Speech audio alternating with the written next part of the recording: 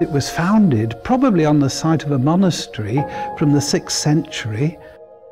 The church itself that they built was flooded sometime in the 700s and then destroyed by the Vikings round about the year 1000.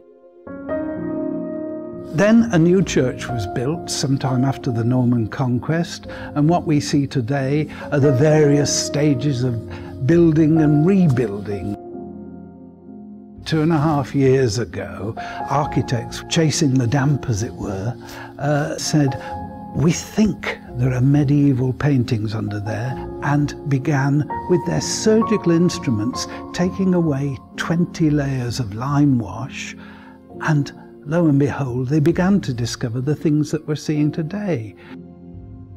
They were probably painted round about 1485. And when were they painted out? Well, that would have happened during the moves of the Reformation.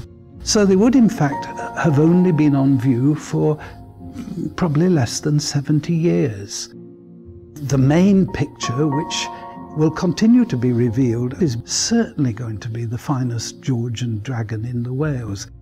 The princess and her lamb, who's going to be fed to the dragon for breakfast unless St. George gets there in time, a ginger-bearded king who's looking particularly worried about what's going on, and of course the Queen sitting in a remarkable castle.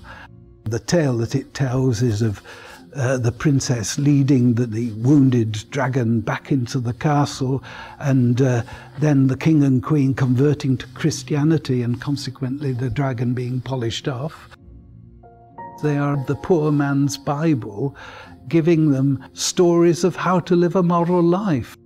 This church reveals its secrets quite slowly, but goodness me, once you start unpacking those secrets, there are so many tales to tell.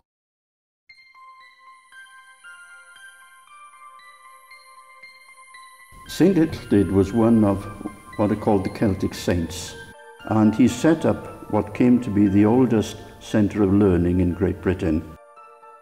In 1777, John Wesley came here and was allowed to preach in the church, and in his journal he wrote that this was the most beautiful and spacious parish church in Wales.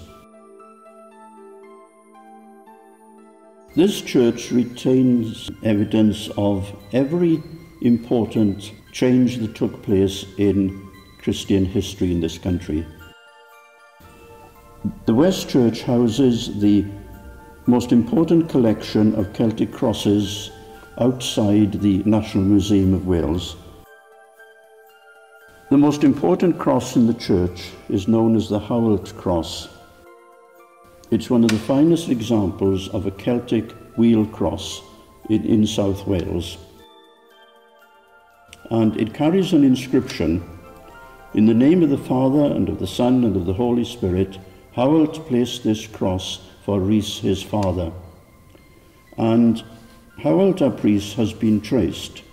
He was the king of what was called Glywysing, which is roughly the old Glamorgan, and he died in 886.